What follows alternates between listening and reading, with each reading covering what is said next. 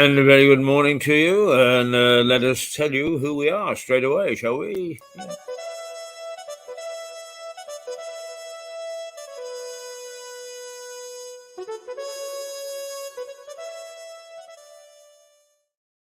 And it is Wednesday? Thursday. It is Thursday.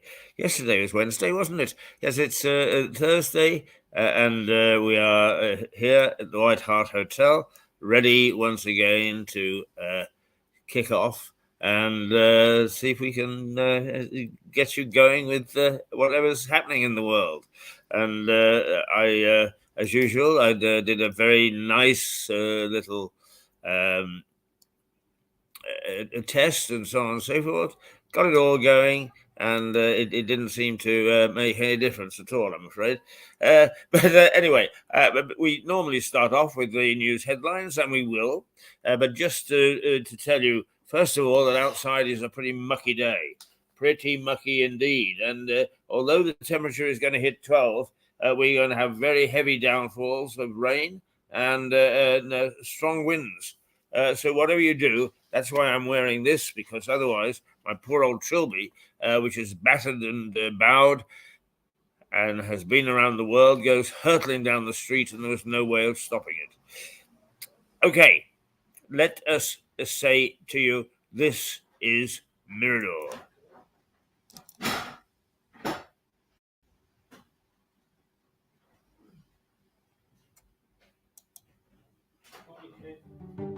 Morning, how are you? Sorry? Well, we have no idea. It's working now, but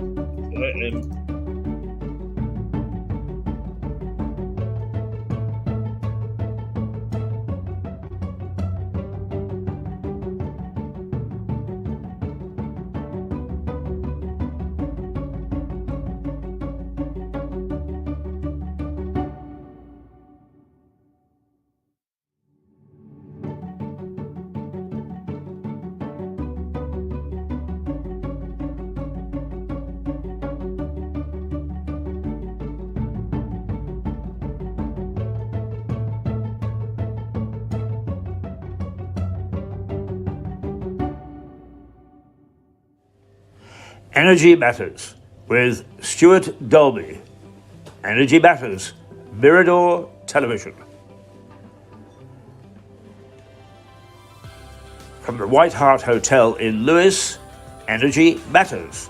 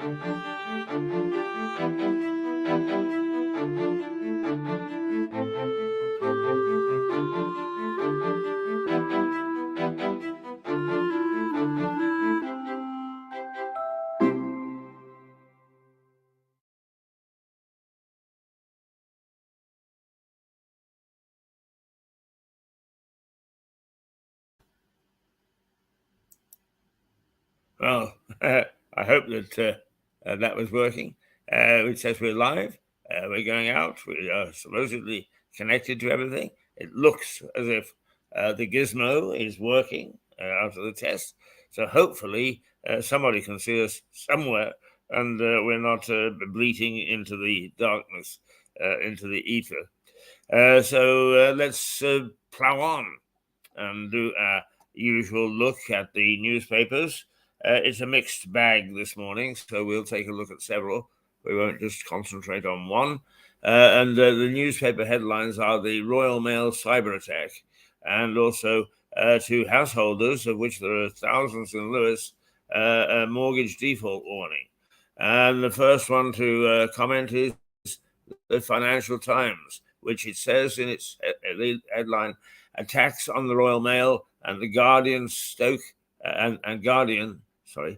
attacks on the Royal Mail and the Guardian stoke fears over surge in cybercrime, and it is warning that cybercrime, in which a lot of resources are put into the police to try and protect us from this, is on the rampage, and that key issues such as stocks and shares and the markets and so on and so forth, but particularly the post office, which is far more than just letters through a slot, of course, are all in danger from cyber attacks. And nobody knows really whether this is coming from abroad, whether it's a hostile power, or whether in fact it's gangs of criminals, all of whom try hard to net money from something other than their own pockets. So that's a warning from the Financial Times. The Daily Telegraph: 750,000 could soon default on the mortgages. That's a lot of mortgages to default, and it would appear that because of everything that's happening in the economy, there's people can't pay what effectively I would call rent, but they would call the payback for owning their own homes. And so what happens? The 750,000 people going to be put out on the streets, and can you imagine the hoo-ha when probably a good few thousand from overseas and refugees and people with asylum claims and so on are given accommodation? Oh, ho, ho, I can see it now. I'm afraid that this government really is capable of shooting itself in the foot. It doesn't seem to be joined up.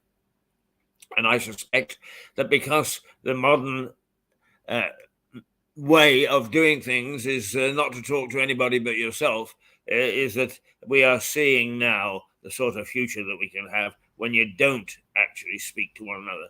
And that's really what the government should be aiming at, is to try and get us back into conversation and communication. Too many young people are walking along with their phones.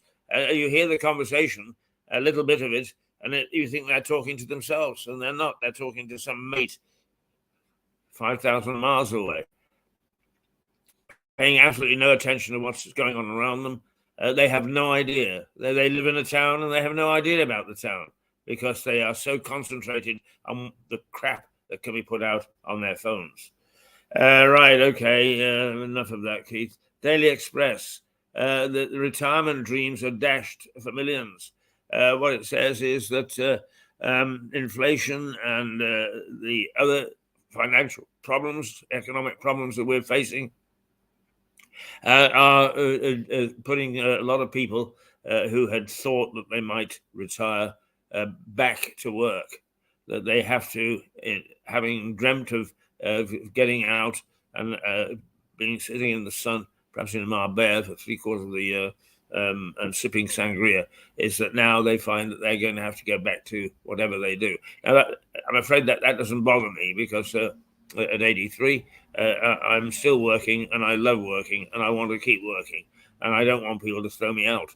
Although I have to say that I am looking for a new generation to carry on Mirador, because it is just beginning to take off. It's just after a lot of heartache for 4 or 5 years, a lot of heartache. It's beginning to take off, and I wouldn't like to think that hard work went for naught, and that Mirador will still be here in the long term. It's interesting because I started a rugby team in Vancouver, in British Columbia, in 1967, thinking that it would only last a year or two at the very most, and it's still there. It's what is it? If almost 50 years later, it's still there, and it's got 5 teams and its own clubhouse, and very vital it is, and it trains kids, and I'm very proud of that. I didn't have a lot to do with it in its latter stages, of course, because I was back. Actually, I was traveling the world, but it just shows that little nubs and little struggles, because it would on a Saturday afternoon, ragtag and bobtail group of journalists would trot out onto the pitch. Not all of us had got the same coloured shorts or socks or whatever, and we actually got blown away by most teams. But nonetheless, that effort paid off, and I hope that Mirador will pay off as well. It's taking its time. It's had a lot of devotion from a number of people. A number of people have abandoned it. It's had a hard introduction into this hard world. But hopefully it will go on and keep going. And why did I get onto this? Oh, I know. Because of communication. We really have got to get people talking to one another. Otherwise, we are going to see a whole generation who really could care less about the future, and that means the whole country is going to go down the hill. The Guardian: furious millions on prepay energy meters are plunged into cold and dark. A lot of people still. I thought it was archaic. I thought it had gone out in the 1950s, but apparently not. People are on energy meters. In other words, they pay for a card or they prepay, and when it runs out, it goes clunk, and that's it.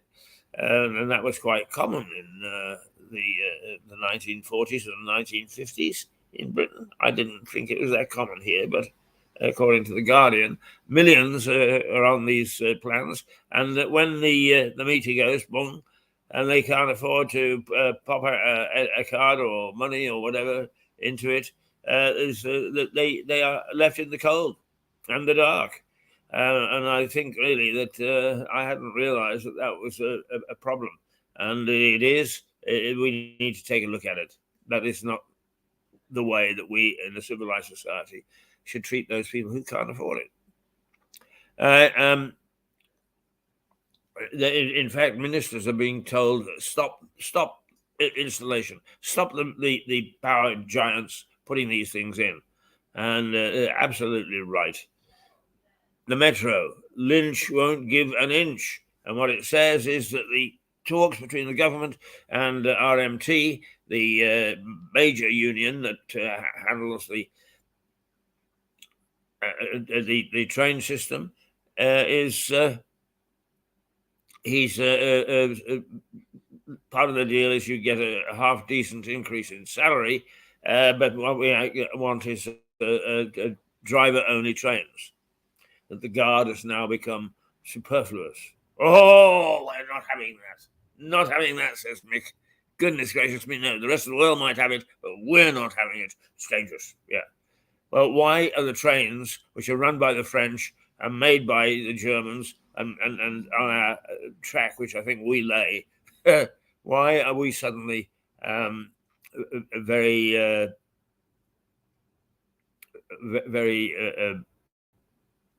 so different to the rest of the world, Nick? Explain that to me. The rest of the world make it work. Why can't we? Hey, that's a good rant, isn't it? Yeah.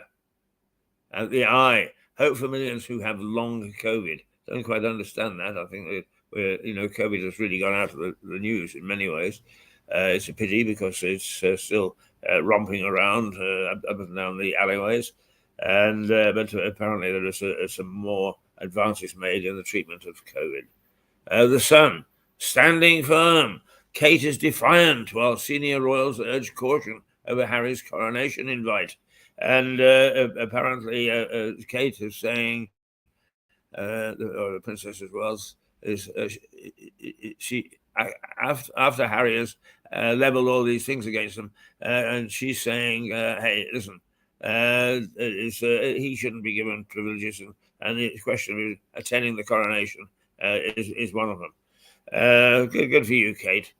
And the Daily Star, sling your hook, Sunbeam. Bans man babies whinges from the best newspaper in the universe to give readers well-deserved break. Now what's that? Oh, Harry is not going to break the news in the Star. They said enough is enough. We're not carrying any more about him.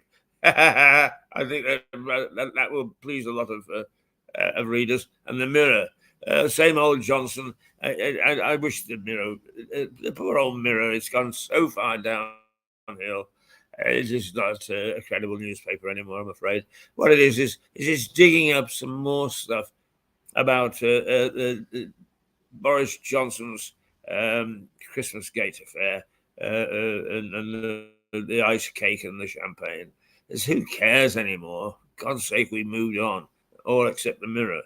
The Times, go to work and keep disability payments. The Times says that the government is looking at various ways of making sure that various people who are underprivileged in our society are going to be looked after. And one of them is that if you're finding that you're disabled and you can still go to work, but you can keep your disability payments, which actually then triggers all sorts of other things. It's quite amazing. And the Daily Mail, the NHS betrayal of mothers. Basically, the Mail says that members of a number of women have reported experiences of maternity care in which they've been left to deliver their children themselves. Well. Now, a couple of things that are local, and one of them is the prediction that in the middle of next week we are going to get a packet of snow. It's supposed to be coming in from the cold areas. Let's see.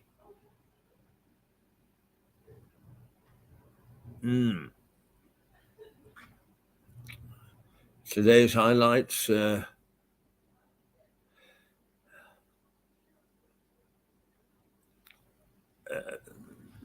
it's disappeared. And the warning that we're going to get a real packet of snow, and particularly in this area, has been made, and the prediction is that it's going to happen next Tuesday or Wednesday. So watch out for it. Watch out for it. So that's a look at the news, and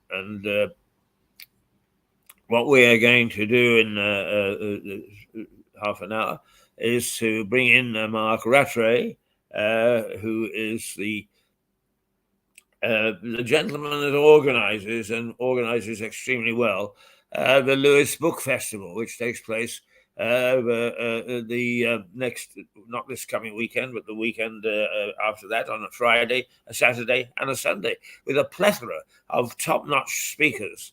And we've had a couple on in Mirador this last couple of days, but we thought we need to bring Mark on and let him explain what's going on and some of the developments of that this coming year. Yes, well, I suppose it is. It is this coming year. This is the new one. And he is a very articulate young man, but he does a terrific job. And the book festival, what you do is you can buy your favorite author, and there are some top-class authors. I suppose probably the best-known name is Vince Cable, the former leader of the Liberal Democrats who served as a cabinet minister in the government of David Cameron when there was a conservative, a con-lib pact to keep the Conservatives in power. And he is a very interesting man. And his book is, I think it's a week tomorrow that he's on.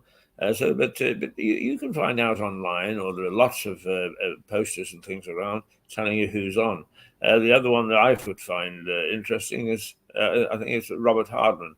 I can remember in my days at Reuters that we used to go to what was known as the City Golf Club, because the pubs in those days closed at 5 o'clock, at 2 o'clock, 2:30, and reopened again at 5. So you couldn't get a drink in a pub in those hours.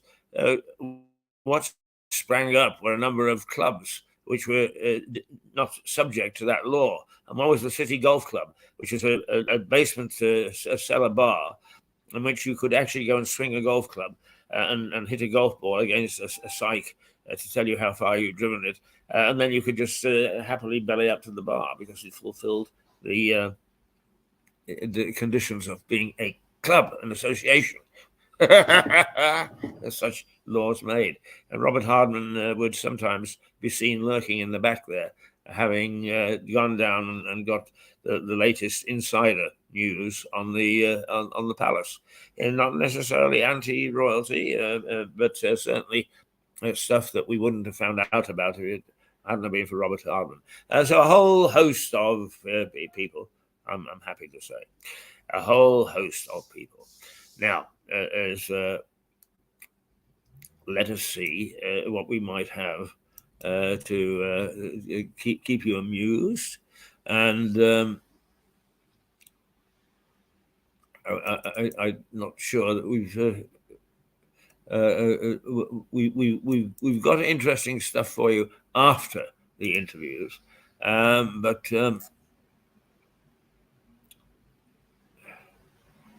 Well, we've got something on wine here, which it might be, yes, why not? Oh, yes. Let's try this.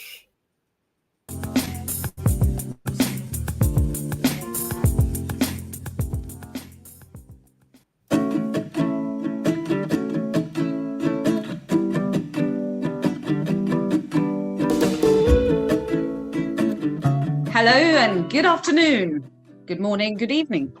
Here we are with the second episode, which is all about wine tasting for all the people out there who are wine connoisseurs or just want to know a little bit more about the wines themselves. So we have with us Mr. Fergus Wood, who will introduce himself and tell you all about his company. Hello, Fergus. How you Please doing? Tell us more about yourself. I'm well, and once we get through all these wines, we'll be even better, probably. How are you? Exactly. Yes. Yeah. It'll be a great way. We're recording this at lunchtime, so hopefully it should get us into the afternoon quite nicely. Yes. Just the right time for it. Exactly. Thursday is the new Friday as well, so at least we're starting early. It's good. Oh, I like that. That's great. So yes, I'm Fergus Wood. I'm the founder of Camino del Vino, as you can see in the background. I'm a new startup. We're about to launch a new startup, online wine startup, where you can find us at www.caminodelvino.co.uk. I think it's very clever of you to have started this company, because I myself, I don't know much about wine. I know there are 3 different colors. Yeah.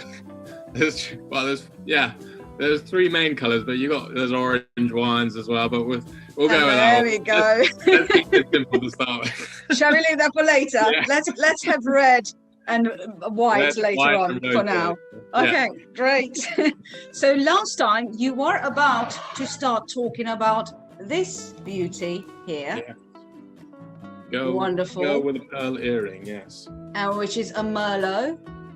Correct. Lovely. Here it is. And it's Chilean, is it? It is Chilean, yes, correct, yeah.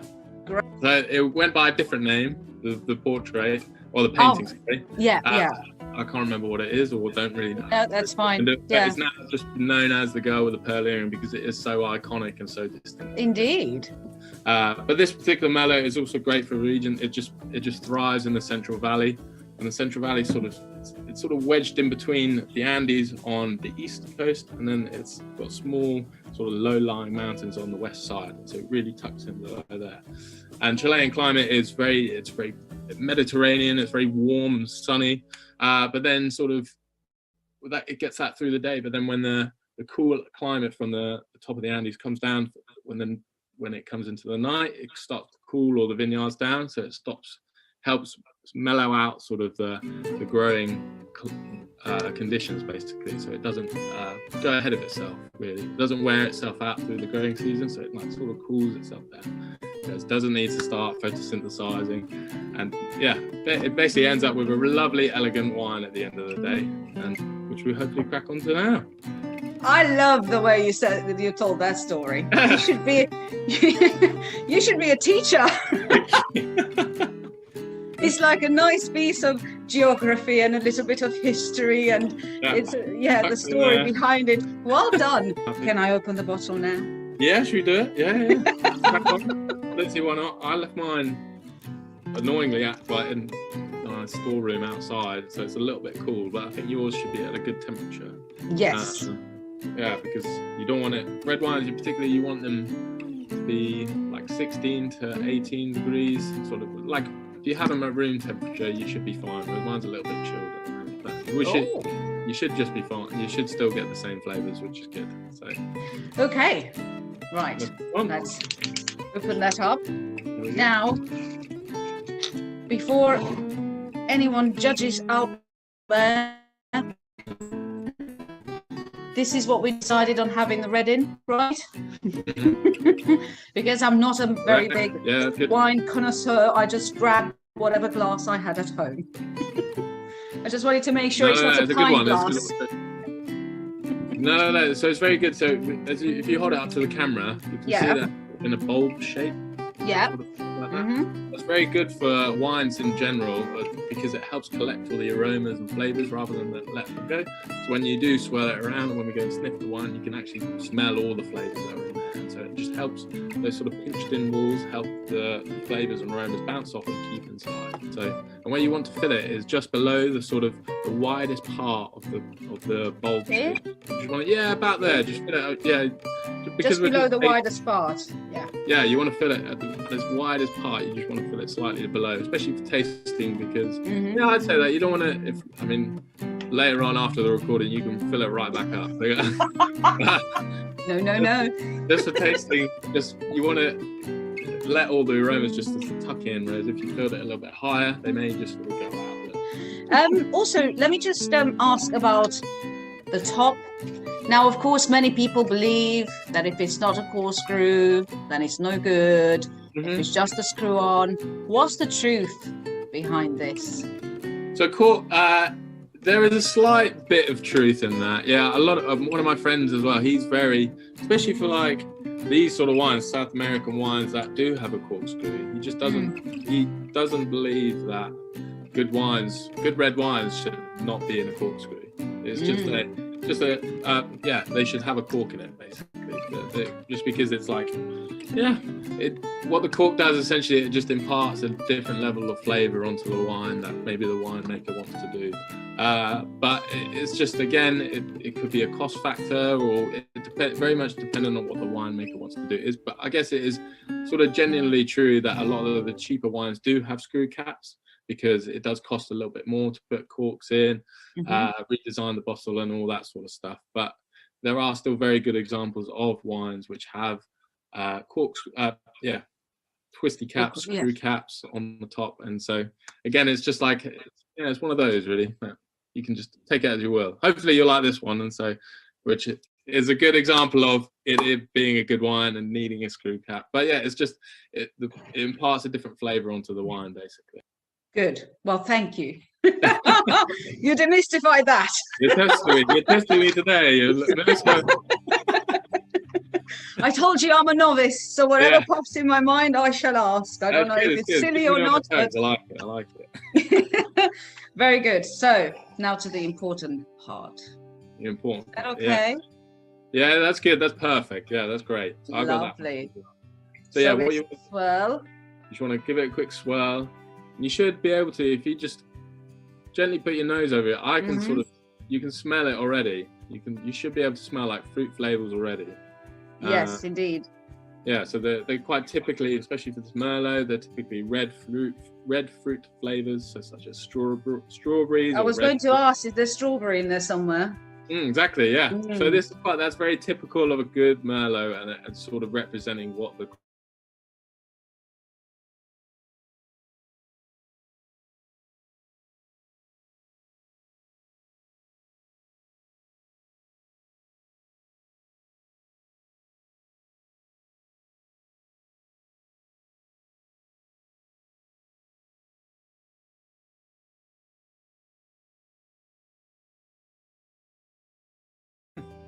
Floral.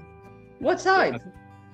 But if not, no worries. If your nose may not be particularly as attuned as mine, but it's something you may get to develop on later on. All right. Yeah. You may as well be able to pick up maybe a slight bit of bell pepper sort of flavor, like green pepper. Herbaceous. Yeah, herbaceous. Yeah. Interesting. You see, I would never have associated green bell pepper with wine. There we go. Yeah.